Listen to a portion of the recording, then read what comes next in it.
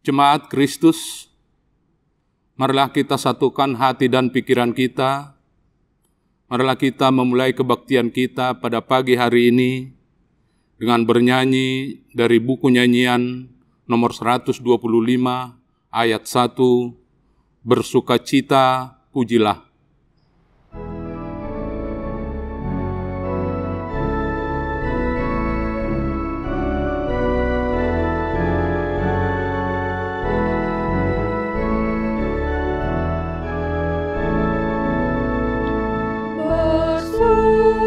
Bersukacita, pujilah Allah Maha Kuasa. Dia curahkan kasih-Nya ke dalam hati umat-Nya. Bersatu hatilah semua di dalam jemaat-Nya.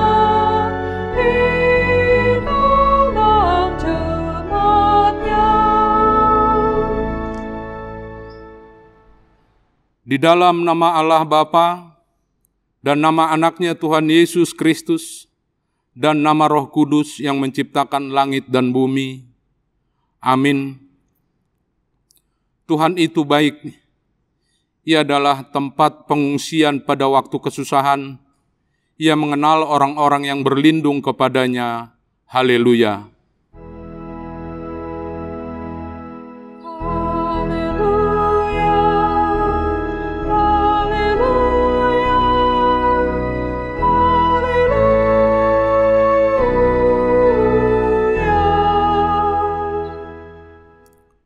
Marilah kita berdoa.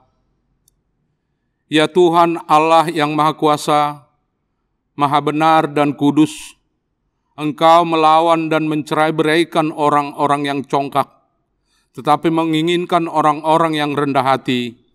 Karena itu, kami memohon kepadamu, tolonglah kami menjauhi kesombongan, supaya kami jangan tinggi hati, tetapi bimbinglah kami dengan Roh Kudus, supaya kami rendah hati, lemah lembut, penuh cinta kasih, jujur dan sopan terhadap sesama manusia. Oleh karena anak-Mu Tuhan Yesus Kristus. Amin. Marilah kita memuji Tuhan dengan bernyanyi dari buku nyanyian nomor 117 ayat 1, Tuhan yang Maha Kuasa.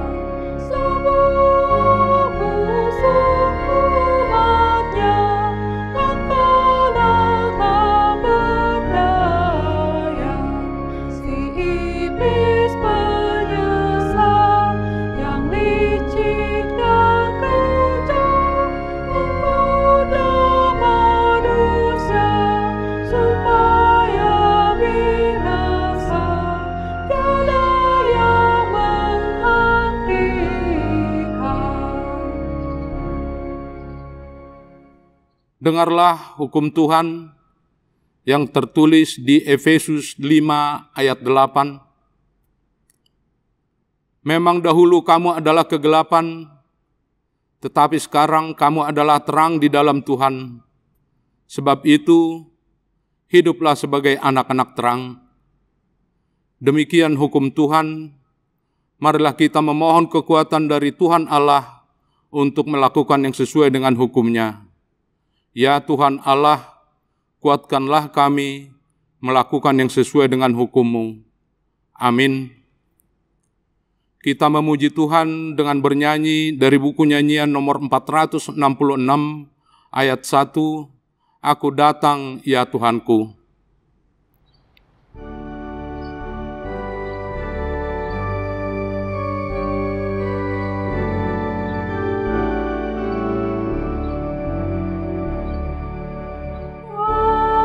Aku datang ya Tuhanku, padamu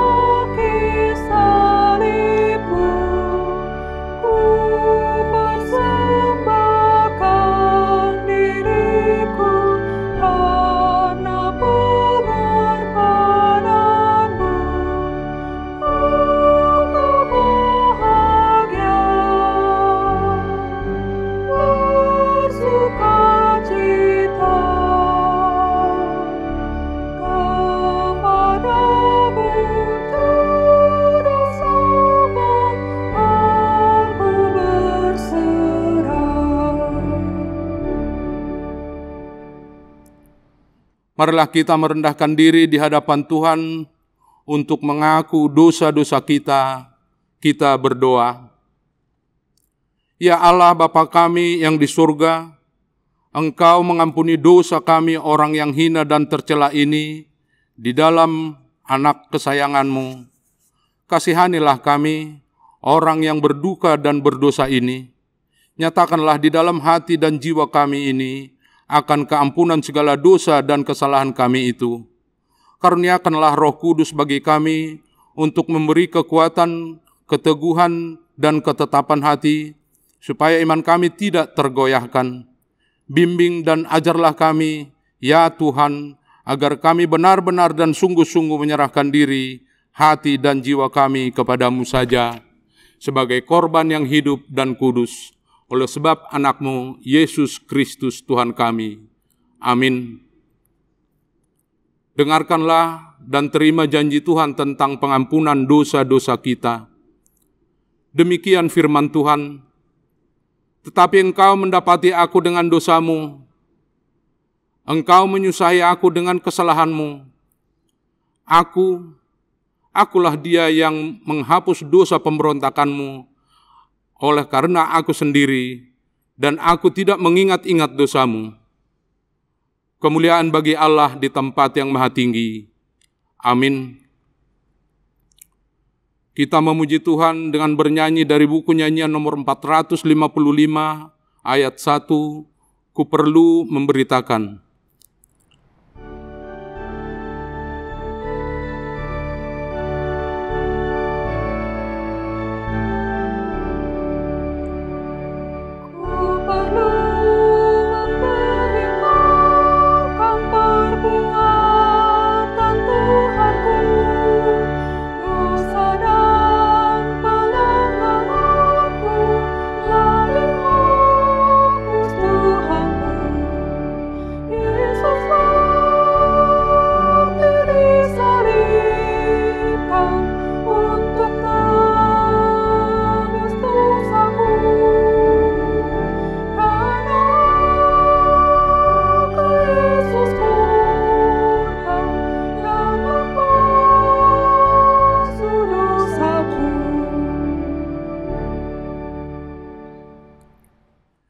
Firman Tuhan yang menjadi epistel pada ibadah kita minggu ini, yang tertulis dalam Kisah Para Rasul 19, ayat 13 sampai dengan ayatnya yang ke-20.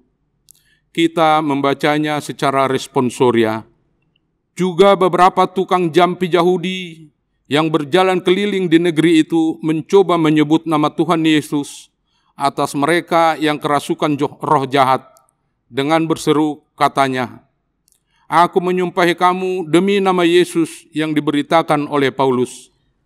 Mereka yang melakukan hal itu ialah 7 orang anak dari seorang imam kepala Yahudi yang bernama Skewa.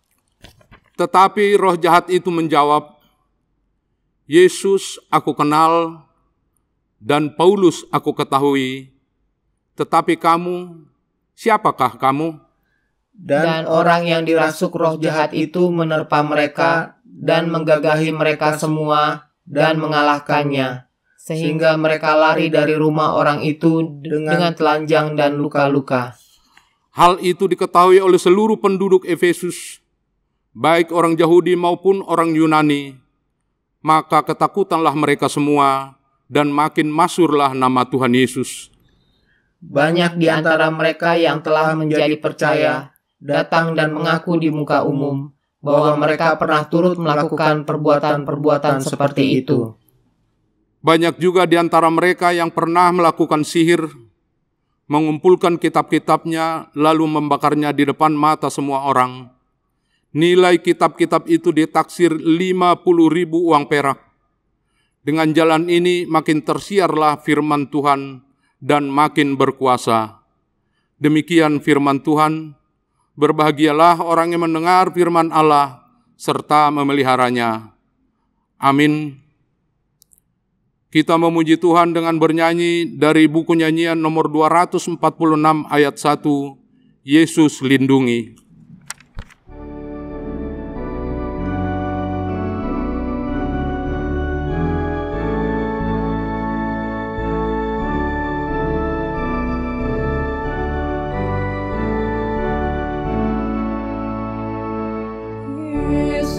Yesus lindungi dan menangkan kami. Lihat kuasa gelap yang menyerang, tiada henti ingin menyergap kami dan menghancurkan kami semua. Iblis tetap memikirkan jalannya agar umatku selalu menderita. Marilah kita bersama-sama mengakui iman kepercayaan kita, sebagaimana teman-teman seiman di seluruh dunia, kita bersama-sama mengucapkannya. Aku percaya kepada Allah, Bapa yang Maha Kuasa, Khalik langit dan bumi. Aku percaya kepada Yesus Kristus, anaknya yang tunggal Tuhan kita, yang dikandung daripada Roh Kudus, lahir dari anak darah Maria, yang menderita sengsara di bawah pemerintahan Pontius Pilatus, disalibkan, mati dan dikuburkan, turun ke dalam kerajaan maut, pada hari yang ketiga, bangkit pula dari antara orang mati, naik ke surga, duduk di sebelah kanan Allah, Bapa yang Maha Kuasa. Dari sana akan datang kelak untuk menghakimi orang yang hidup dan yang mati. Aku percaya kepada Roh Kudus dan adanya satu gereja yang kudus dan am, persekutuan orang kudus, pengampunan dosa, kebangkitan daging, dan hidup yang kekal. Amin.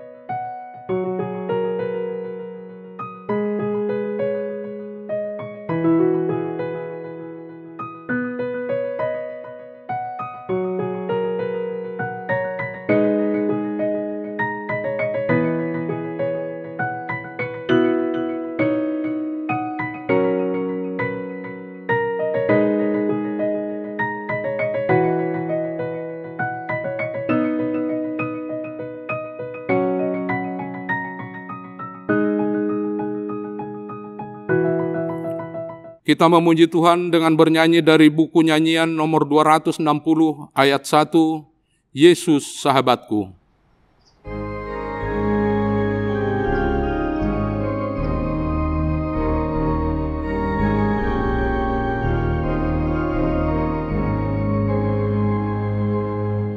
Yesus sahabatku yang setia, Dia menyenangkan hatiku. Sangatlah tenang aku melangkah bila Yesus jalan sertaku. Bila Yesus jalan sertaku.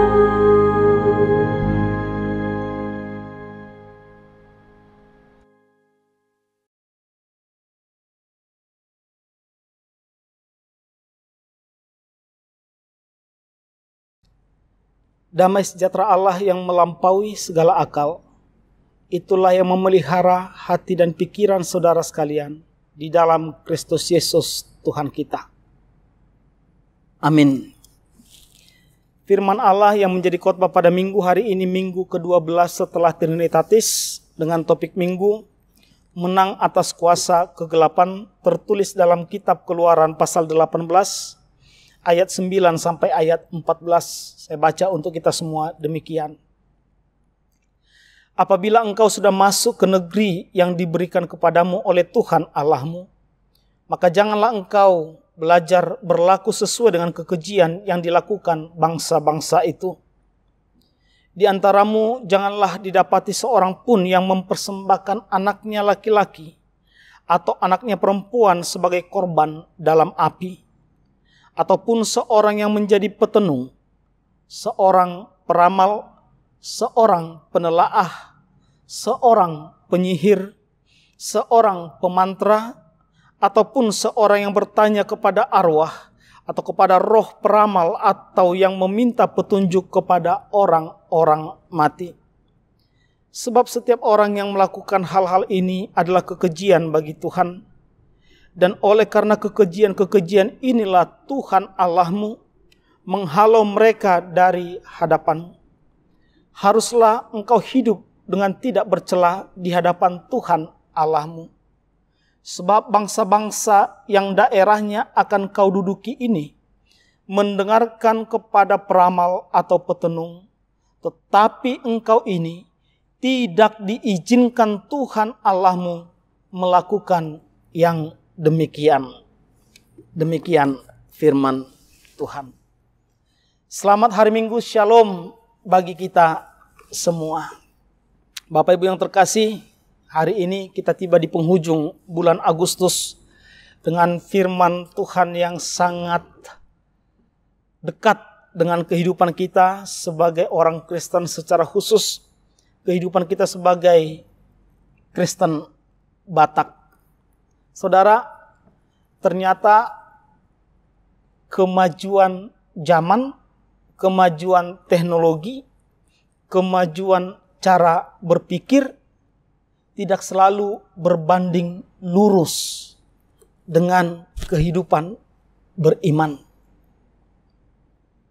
Hari ini firman Tuhan yang sampai kepada kita adalah tentang peringatan atau nasihat dari Musa yang dia terima dari Allah kepada orang-orang Israel yang segera akan memasuki tanah Kanaan, tanah perjanjian Allah kepada Abraham. Kanaan telah terlihat di depan, hamparan yang hijau dan negeri yang makmur. Bahkan Musa pun telah melihat, walau Musa tidak pernah tiba di tanah Kanaan. Kanaan dihuni oleh berbagai suku yang telah ada di sana sebelum Israel memasuki tanah Kanaan. Suku-suku yang memiliki bermacam-macam latar belakang, kebiasaan, tradisi, dan pola hidup yang tidak semua sesuai dengan apa yang Tuhan inginkan. Tetapi bangsa Israel harus masuk ke negeri itu, hidup bersama dengan orang-orang yang demikian, Jikalau orang Israel tidak memiliki jati diri, niscaya mereka akan hilang dari sejarah kepercayaan orang Kristen. Karena itu Allah menekankan apa hal yang harus mereka lakukan sebagai umat pilihan Tuhan, sebagai orang percaya yang berbeda dari dunia ini meskipun mereka ada dan hidup bersama-sama di dunia ini. Salah satunya adalah tentang bagaimana Allah memerintahkan agar orang-orang Israel menjauhi atau menjauhkan diri dari perbuatan-perbuatan penyembahan berhala, memanggil roh-roh orang yang telah mati, tenung, meramal, menyihir, dan lain sebagainya. Karena apa? Karena ayat ini sangat tegas mengatakan bahwa Allah tidak menyukainya. Allah murka terhadap perbuatan-perbuatan yang demikian. Itu Tuhan sampaikan jauh sebelum zaman kita, yaitu di zaman Musa. Sekarang di dunia modern ini,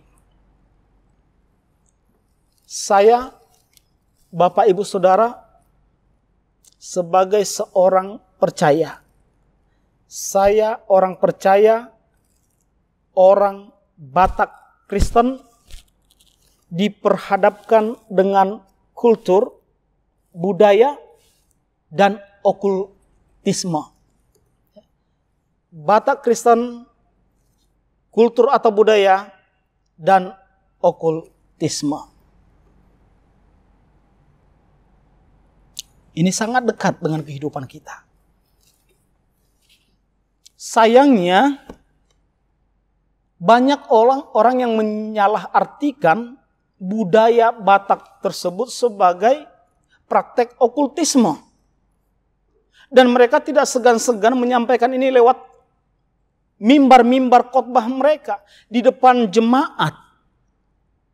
Dan banyak pula dari antara jemaat mereka ini adalah orang Batak yang mengiyakan dan mengaminkan apa yang disampaikan oleh para pengkhotbah tersebut tanpa dasar yang kuat. Analisa dan penelitian yang bisa dipertanggungjawabkan hanya berupa dugaan, rekaan, dan pemikiran semata. Ini juga menjadi penjelasan kepada anak-anak kami remaja dan Apostle Bulung agar jangan begitu mudahnya menerima informasi lalu menganggap informasi itu sebagai sebuah kebenaran. Uji teori tersebut, uji perkataan tersebut. Benarkah orang Batak, gereja HKBP mempraktekkan okultisme di dalam kehidupan jemaat dan bergereja? Contohnya, mereka katakan bahwa ulos tahu ulos kan? Pakaian tradisional orang Batak dan gondang musik tradisional kita itu dikatakan adalah okultisme dengan alasan bahwa ulos itu dipakai untuk memberkati orang-orang dengan mengandalkan kekuatan kuasa orang-orang yang telah meninggal dunia, yang telah mati. Lalu gondang juga berfungsi untuk memanggil roh-roh opung kita yang sudah meninggal. Lalu ada yang kesurupan. Maka mereka katakan ulos, gondang, dan budaya yang lain, budaya Batak itu adalah okultisme dan bertentangan dengan firman Tuhan. Benarkah demikian? Mari kita lihat. Ketika ada sebuah kasus di mana ulos dipakai untuk praktek okultisme, demikian juga dengan halnya gondang. Apakah kita bisa mengeneralisasi bahwa semua ulos itu bersalah dan gondang itu dosa? Saya berikan sebuah analogi menjadi contoh yang apple to apple atas kasus ini. Kita lihat kasus per kasus. Ketika terjadi sebuah peristiwa pembunuhan, pelaku menggunakan sebilah pisau untuk membunuh korbannya. Dan kasus ini dibawa ke pengadilan. Hakim memutuskan bahwa pelaku bersalah dan menyatakan bahwa barang bukti berupa pisau itu disita oleh negara untuk dimusnahkan. Benarkah demikian? Benar. Tetapi apakah hakim boleh mengatakan bahwa semua pisau yang ada di dunia ini harus dimusnahkan? Tidak. Tidak. Sama halnya dengan ulos tadi. Katakanlah jikalau memang benar ada kasus dipakai untuk okultisme, apakah semua ulos, kita bisa mengeneralisasi semua ulos itu harus dimusnahkan? Tidak. Karena yang dilakukan sebagai alat hanya ulos tersebut. Hanya satu itu. Saya menggunakan ulos. Saya sering mengulosi orang. Tetapi tidak dengan pekerjaan okultisme.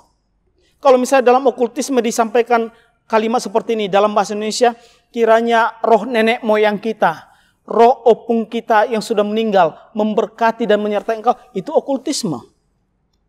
Tetapi sekarang ketika saya menyampaikan ulos kepada boru saya katakan kiranya Tuhan pencipta segala sesuatu memberkati dan menyertai perjalanan hidupmu. Apakah itu okultisme? Ulos hanya sebagai sebuah media. Bukan praktek okultisme. Demikian juga dengan gondang. Maka saya katakan tadi, itu adalah sebuah penjelasan yang dangkal ketika seseorang mengatakan bahwa di dalam gereja HKBP dan di dalam budaya Batak, praktek okultisme ini dilestarikan. Kita boleh paham secara khusus adik-adik kami, anak-anak kami remaja ya. Yang kedua, kita harus menyadari bahwa acap kali kita sebagai orang Kristen mempraktekkan perbuatan okultisme ini tanpa kita sadari. Dengan cara bagaimana? Lewat simbol-simbol agama kita. Apa simbol-simbol agama kita? Katakanlah misalnya salib. Ya. Salib ini kita ada yang menganggap bahwa salib itu memiliki kekuatan untuk mengusir roh jahat, mengusir setan, mengusir iblis. Benarkah salib ini memiliki kekuatan itu? Mungkin kita dipengaruhi oleh film-film fiktif Hollywood, cerita tentang kisah tentang vampir atau Dracula. Lalu kita mempercayai itu dan ketika kita takut berjalan di dalam kegelapan, kita pegang salib. Ada lagi yang sering dilakukan oleh orang Batak. Misalnya ketika seorang ibu lahiran. Ya, Alkitab ini malamnya ketika si ibu akan tidur diletakkan di samping bantalnya. Dengan tujuan apa? Mengusir roh jahat agar setan dan iblis jangan mendekat kepadanya. Benarkah demikian? Benarkah Alkitab ini dan salib itu memiliki kekuatan mengusir roh jahat? Saya katakan tidak. Alkitab dan salib itu bukanlah benda bermana atau memiliki kuasa. Yang berharga dari Alkitab ini adalah firman Tuhan di dalamnya, bukan tulisannya, bukan fisiknya. Salib adalah simbol pengorbanan dan keselamatan yang diberikan oleh Yesus kepada kita, bukan berfungsi untuk mengusir setan. Ada lagi patung-patung orang-orang kudus dianggap memiliki kekuatan dan lain sebagainya. Saudara, praktek yang demikian seringkali kita lakukan tanpa kita sadari. Yang sebenarnya kita sedang melakukan praktek okultisme. Dan lewat firman ini Tuhan berkata, Dia tidak menyukainya, Dia sangat membencinya. Dan bahkan Dia mengatakan, jangan pernah engkau lakukan. Jangan lakukan itu. Dia tidak memberi izin kepada orang percaya untuk melakukannya. Mau mengenakan salib sebagai kalung, kenakan saja. Mengenakan salib sebagai hiasan di rumah, di dinding rumah, kenakan saja. Mau meletakkan Alkitab di tempat tidur, silakan. Tetapi jangan memiliki pikiran agar Alkitab ini, agar salib ini mengusir roh jahat. Itu yang tidak Tuhan kehendaki. sebagai hiasan sah-sah saja. Bahkan ada orang yang membuat salib itu menjadi tato, hiasan di lengannya, atau di dadanya, atau di leher bagian belakang. Salahkah? Tidak. Tidak. Tetapi ketika saya mengenakan kalung salib, ini pertanyaan mendasar, Bapak Ibu Saudara. Saya menunjukkan simbol saya sebagai pengikut Kristus yang telah ditebus oleh Kristus. Tetapi apakah simbol yang saya kenakan itu sejalan dengan perilaku kehidupan saya? Jangan-jangan saya menggunakan salib, tetapi perilaku saya jauh dari substansi salib tersebut. Jangan-jangan kalung salib yang saya pakai, tato salib yang ada di lengan saya, bukan salib Kristus. Jangan lupa saudara, di Golgota ada 3 salib.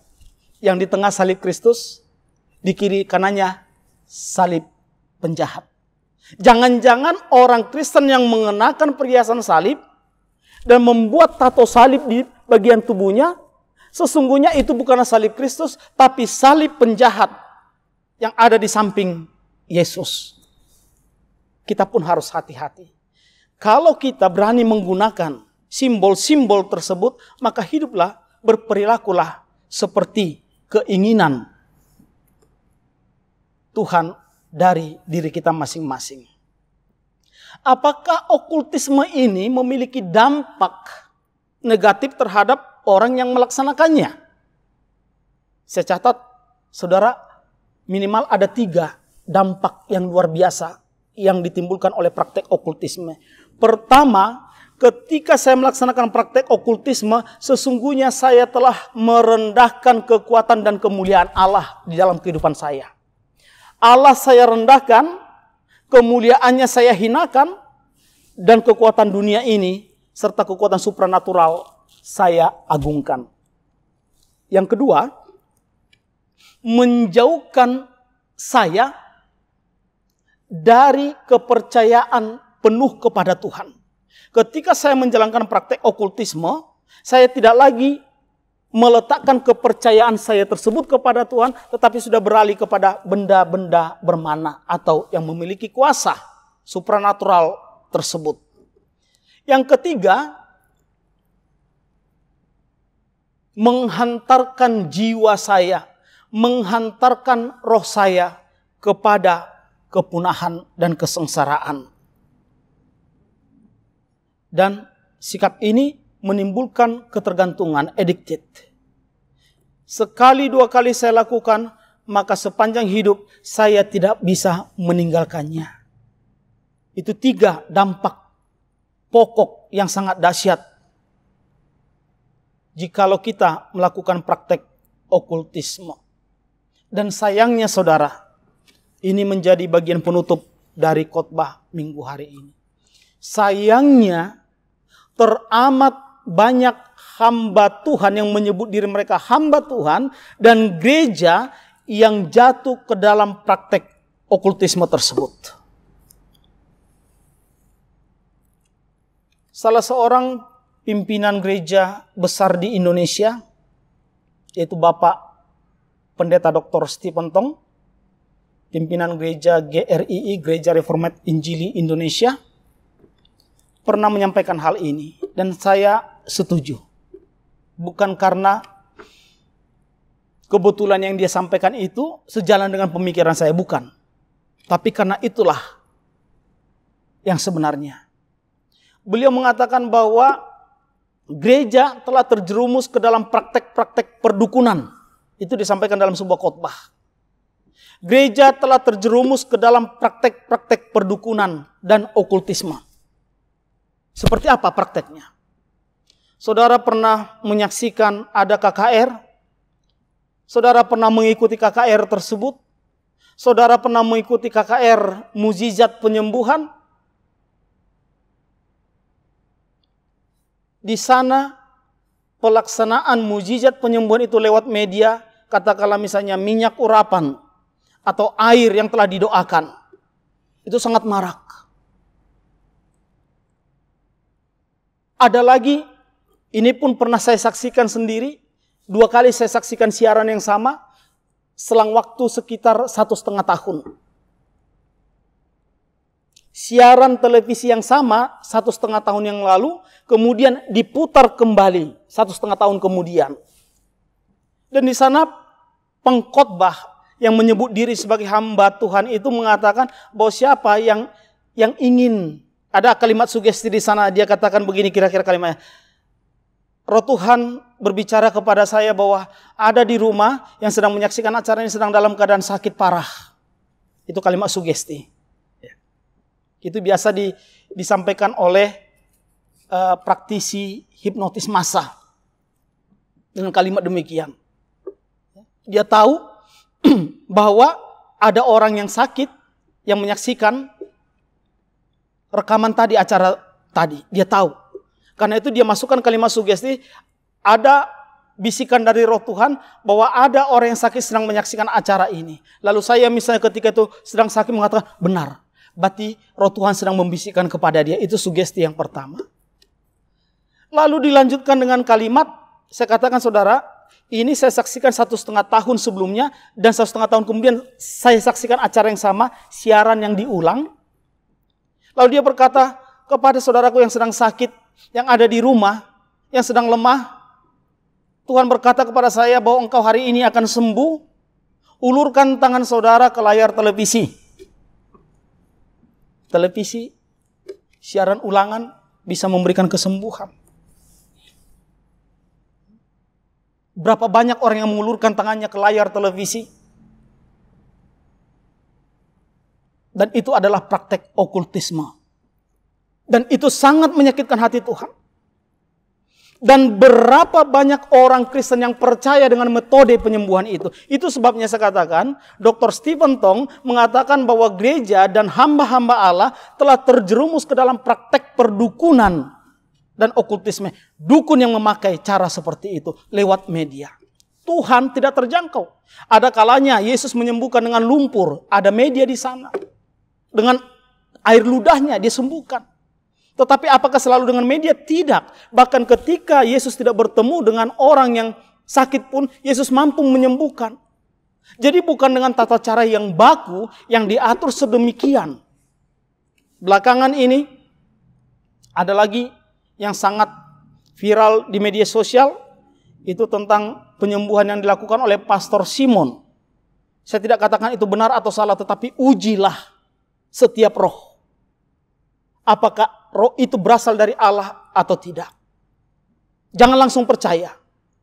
Kita adalah orang Kristen dewasa yang tidak mudah percaya dengan hal-hal gaib seperti itu. Ujilah dan minta petunjuk dari Tuhan. Apakah itu berasal dari Allah atau tidak? Hidup yang penuh dengan kekudusan. Hidup yang penuh dengan kasih anugerah Allah akan membimbing pribadi lepas pribadi ke dalam kehendak Allah. Menjauhkan kita dari praktek-praktek kehidupan yang tidak Tuhan inginkan, yang mungkin tidak kita sadari. Tetapi hikmat Tuhan, Roh Allah akan menyertai kita dan menghindarkan kita dari perbuatan-perbuatan yang demikian. Tuhan memberkati kita semua. Amin. Kita berdoa. Allah Bapa yang baik, yang kami sembah melalui nama anak-Mu Tuhan Yesus Kristus di dalam kuasa Roh Kudus. Terima kasih Tuhan, kasih penyertaan-Mu tidak berkesudahan di dalam kehidupan kami.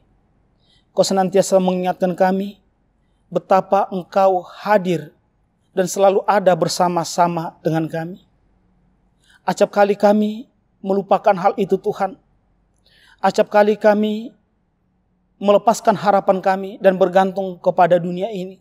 Kepada kekuatan-kekuatan yang ada di dunia ini. Kepada roh-roh orang yang telah meninggal. Kepada benda-benda yang sakti. Kami tahu Tuhan, itu tidak Engkau inginkan kami lakukan. Kau bahkan sangat membenci perbuatan demikian. Karena itu ampuni kami Tuhan, jikalau kami telah melakukan pelanggaran Jikalau kami telah melakukan perbuatan-perbuatan yang salah seperti itu, dan berikan kepada kami waktu yang baik agar kami boleh memperbaiki cara-cara kehidupan kami yang salah selama ini. Berkati seluruh jemaat Tuhan dimanapun mereka berada. Hiburkan yang sedang berduka, sembuhkan yang sedang sakit, bantu orang-orang yang sedang dalam kesulitan, bantu keluarga yang sedang mengalami pergumulan oleh karena masalah ekonomi, masalah anak-anak, masalah suami istri, maupun hal-hal yang lain yang tidak mereka boleh ucapkan. Bantu mereka Tuhan, ulurkan tangan kasih Tuhan, agar semuanya boleh dipulihkan kembali, sehingga nama Tuhan semakin dipermuliakan. Bantu gerejamu, HKBP dan seluruh gereja yang ada di muka bumi ini.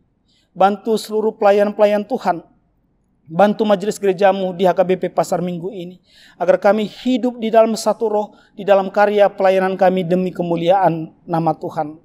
Ampuni kami atas segala dosa kesalahan kami dan terimalah doa kami. Dalam nama Yesus kami berdoa. Amin. Kita bernyanyi dari buku nyanyian HKBP nomor 485. Bersamamu Bapa kita mengumpulkan persembahan.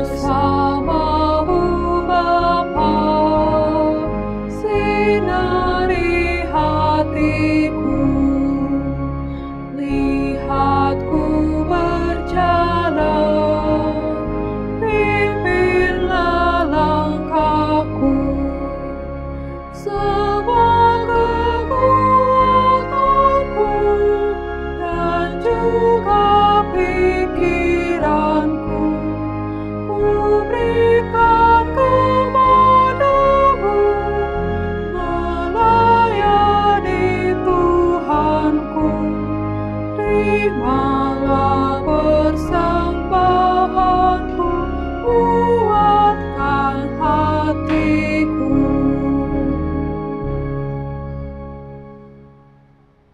Marilah kita menyerahkan persembahan kita kepada Tuhan. Kita berdoa. Ya Allah Bapa kami yang di sorga, kami mengaku bahwa Tuhan adalah sumber dari segala karunia yang melimpah dalam kehidupan kami masing-masing.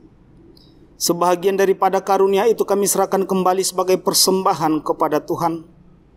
Terimalah dan berkatilah persembahan umat-Mu ini, agar dapat kami pergunakan untuk pekerjaan dan pelayanan kerajaan Tuhan di dunia ini.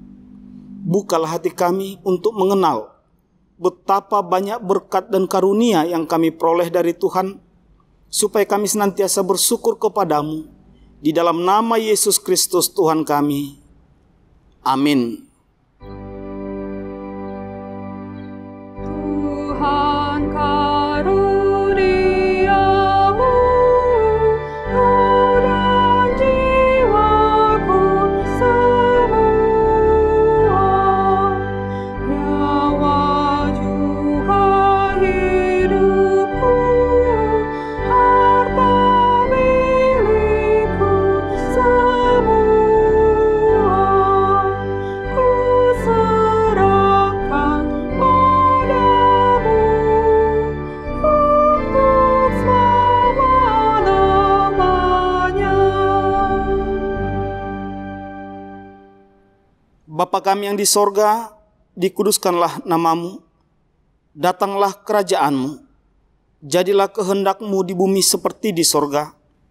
Berikanlah kami pada hari ini makanan kami yang secukupnya, dan ampunilah kami akan kesalahan kami, seperti kami juga telah mengampuni orang yang bersalah kepada kami.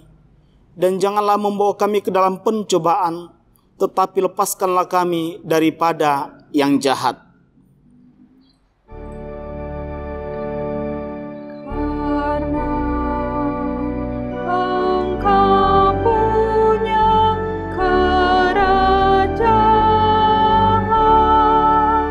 dan kekuasaan dan kemuliaan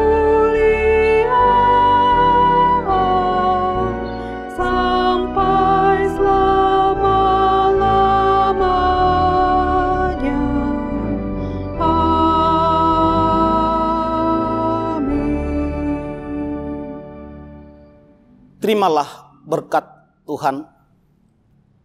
Tuhan memberkati engkau dan melindungi engkau. Tuhan menyinari engkau dengan wajah-Nya dan memberi engkau kasih karunia.